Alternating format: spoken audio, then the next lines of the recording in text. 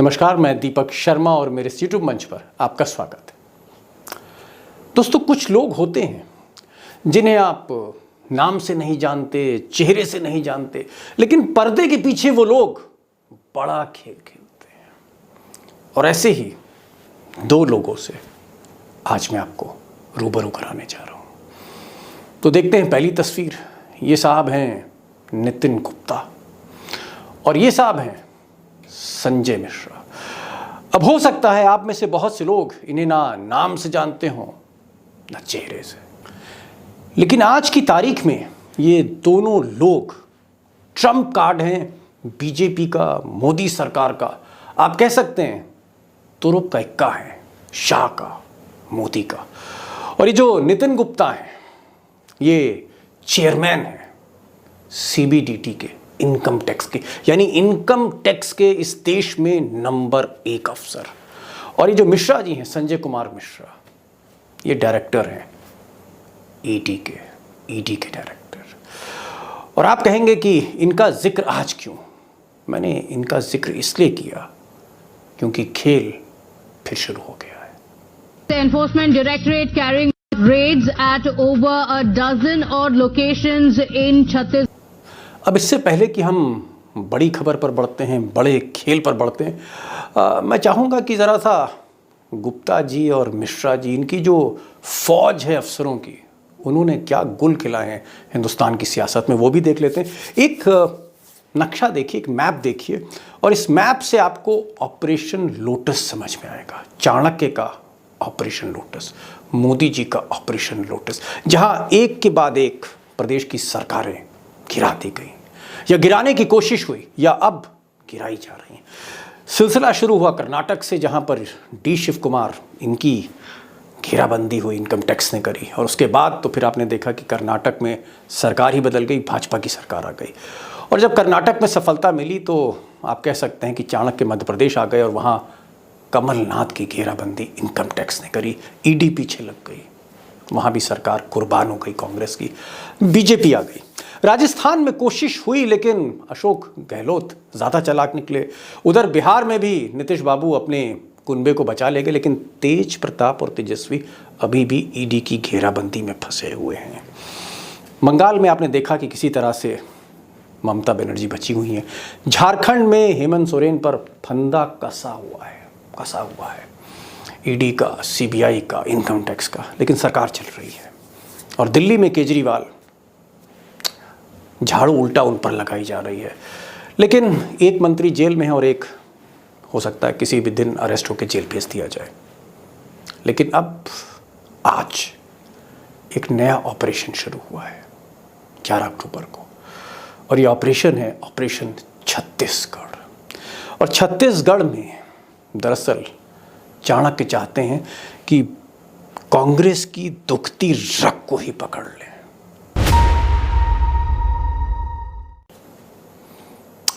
अब दोस्तों, ये जो ऑपरेशन छत्तीसगढ़ शुरू हुआ है, ये वाकई एक ऐसा सीक्रेट ऑपरेशन है बीजेपी का, जो कहीं ना कहीं कांग्रेस पर सबसे बड़ी चोट, अब तक की सबसे बड़ी चोट करने जा रहा है। लेकिन मैं उस पर आऊंगा जहां एक तीर से कई निशाने साधे जा रहे हैं, चाणक्य एक तीर से कई शिकार कर रहे हैं, मैं उस पर आऊंगा। लेकिन पहले ये जानने की कोशिश करते हैं, तस्वीर थोड़ी साफ हो, कि आखिर वो क्या मजबूरी है कि गुप्ता जी को और मिश्रा जी को और उनके जो अधिकारियों की फौज है, फिर से एक बार उनको रणभूमि में उतारा गया। वो मजबूरी क्या है? और वो मजबूरी मोदी जी की और अमित शाह की समझना ज़रूरी है, क्योंकि तभी उनकी सियासत भी क्लियर होगी। तो एक बार देखते हैं एक और ग्राफिक्स। अब दोस्तों, आपने ठीक पढ़ा कि 2023 से मोदी और शाह क्यों डरे हुए हैं। दरअसल आप कहेंगे कि गुजरात में चुनाव हो रहे हैं, हिमाचल में हो रहे हैं। मैं 2023 की बात क्यों कर रहा हूँ? क्योंकि गुजरात जो है वो ज़ाहिर तौर पर मोदी जी का होम स्टेट है और मोदी जी एक टफ विकेट पर हैं। लेकिन ये इनके इन प्रकरण हो सकता है गुजरात से वो जीत जाएं या हिमाचल से वो जीत जाएं। असली जो रियल सेमीफाइनल है 2024 का, वो अगले साल होना है। और क्यों होना, यही मैं आपको बताने जा रहा हूँ। पहले देखते हैं कि किन राज्यों में चुनाव है 2023, जहां पर मोदी, शाह और भाजपा की साख लगी हुई है। कर्नाटक मई 2023 में, जिसका आप खेल देख ही रहे हैं। उसके बाद मध्य प्रदेश, राजस्थान और छत्तीसगढ़, ये नवंबर दिसंबर 2023 में हो रहे हैं। यानी ये 4 राज्यों में चुनाव होने हैं। और इत्तेफाक से ये जो चारों राज्य हैं, यहाँ पर बीजेपी बहुत कमज़ोर विकेट पर है, क्योंकि चारों राज्यों में कांग्रेस की सरकार थी। जहाँ एमपी और कर्नाटक में सरकारें गिराई गईं ईडी, सीबीआई और इनकम टैक्स की मदद से। उसके बाद राजस्थान में ऑपरेशन किया गया, लेकिन वो ऑपरेशन सफल नहीं हुआ। और अब छत्तीसगढ़ में ऑपरेशन शुरू हुआ है। जी हाँ, मोदी जी चाहते हैं कि सेमीफाइनल को हर सूरत से जीता जाए, क्योंकि तभी फाइनल में जीत तय हो पाएगी।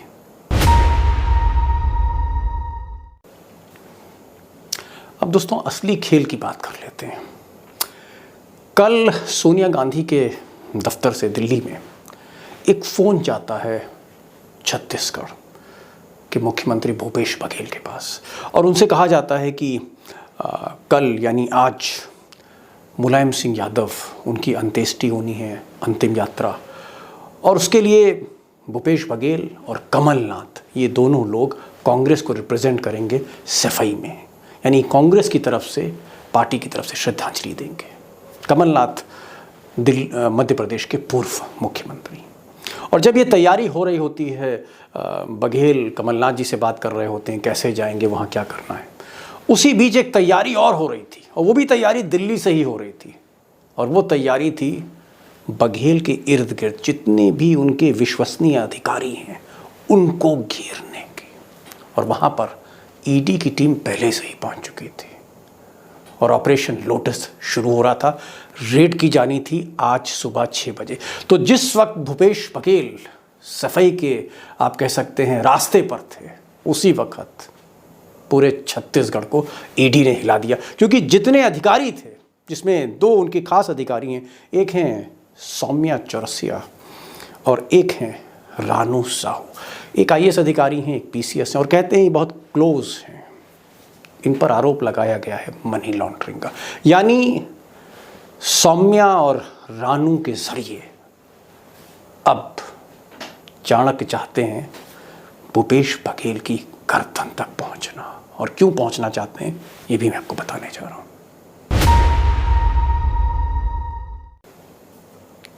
अब दोस्तों, आपने देखा कि चाणक्य ने कर्नाटक को हिला दिया, सरकार गिरा दी।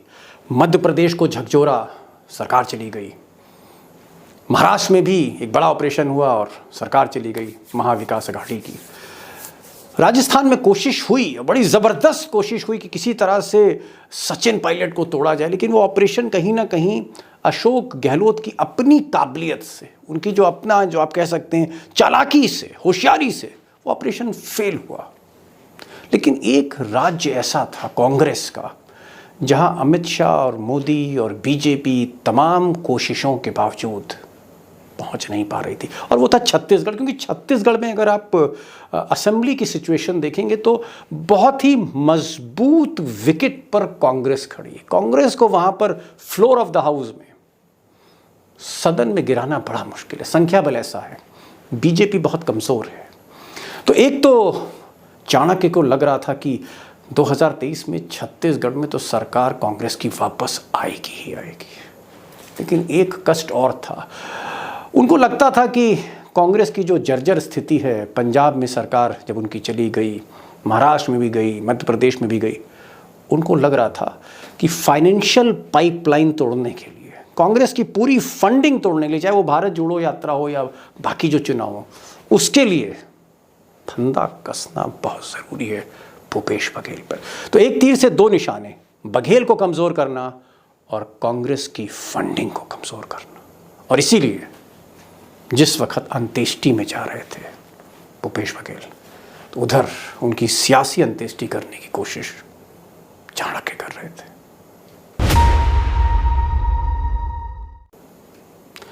अब दोस्तों, मोदी जी और अमित शाह, ये जो गुजरात लॉबी है, ये आजकल बेचैन क्यों है? इनकी बेचैनी की सबसे बड़ी वजह ये है कि एक तो जो एंटी इनकम्बेंसी है, जो 8 साल का आप कह सकते हैं जो एक सत्ता विरोधी लहर है इन 8 सालों की, जिसमें महंगाई, बेरोजगारी और तमाम अर्थव्यवस्था से जुड़े तमाम आप कह सकते हैं समस्याएं गहराती जा रही, इसके अलावा ये जो भारत जोड़ो यात्रा है, क्योंकि कांग्रेस प्रिंसिपल अपोनेंट पार्टी है पैन इंडिया बीजेपी के लिए, ये जो यात्रा है इसमें एक गजब की आप कह सकते हैं स्फूर्ति है, इसमें एक गजब की एक एनर्जी है। और जो सर्वेज आ रहे हैं, जो सर्वे बीजेपी करा रही है, जो सर्वे इंटेलिजेंस ब्यूरो के ज़रिए होम मिनिस्टर तक पहुंच रही है, प्राइम मिनिस्टर तक जो रिपोर्ट पहुंच रही है, उसमें भीड़ बढ़ती जा रही है। ये जब से ये तमिलनाडु से, केरल से कर्नाटक में एंटर करी है ये यात्रा, भीड़ बढ़ती जा रही है। आप कह सकते हैं कि जो भीड़ केरल में थी उससे कहीं ज़्यादा दुगनी भीड़ अब कर्नाटक में। एक तो ये, और दूसरी जो सर्वेज आ रहे हैं, उन सर्वे में राहुल गांधी की जो छवि है उसमें भी कहीं ना कहीं एक ज़बरदस्त परिवर्तन है, बदलाव है। और कांग्रेस का जो काडर है, कांग्रेस के जो कार्यकर्ता हैं, कांग्रेस ऐसा पार्टी जहाँ जहाँ से यात्रा निकल रही वहाँ खड़ा हो रहा है। अब ये जो यात्रा है कर्नाटक के बाद महाराष्ट्र जाएगी, फिर मध्य प्रदेश जाएगी, फिर राजस्थान जाएगी। उसमें से 3 ऐसे राज्य, कर्नाटक, मध्य प्रदेश, राजस्थान, जहां अगले साल अग्नि परीक्षा है मोदी जी की। इसलिए किस तरह से इस यात्रा को कमज़ोर किया जाए, और मेरी सूचना ये है कि एक लिस्ट बनाई गई है कि कहाँ कहाँ किन किन कांग्रेस के लीडर्स को की घेराबंदी करनी है। और उसका जो सबसे बड़ा ऑपरेशन है वो आज छत्तीसगढ़ में शुरू हुआ है।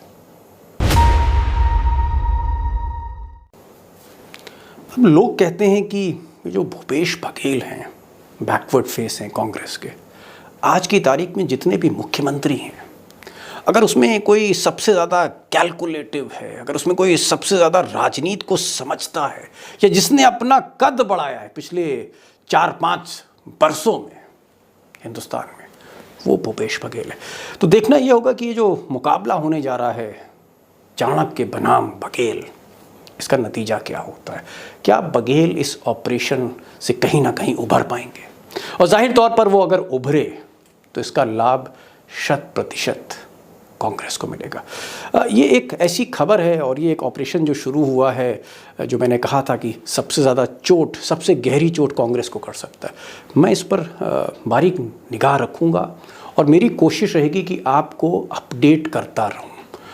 एक चीज़ और है, जो छत्तीसगढ़ की सियासत समझते हैं, कांग्रेस की सियासत समझते हैं, उनके पास अगर कोई आइडिया है, उनके पास कोई खबर है, कमेंट बॉक्स में लिखना मत भूलिएगा। ये मेरी रिक्वेस्ट है। और रिक्वेस्ट नंबर 2, इस वीडियो को ज़्यादा से ज़्यादा शेयर करिए, क्योंकि ये काउंटर करता है उस छल को, उस झूठ को जिसको परोसती है गोदी मीडिया। इसलिए इसको ज़रूर आप शेयर करिएगा।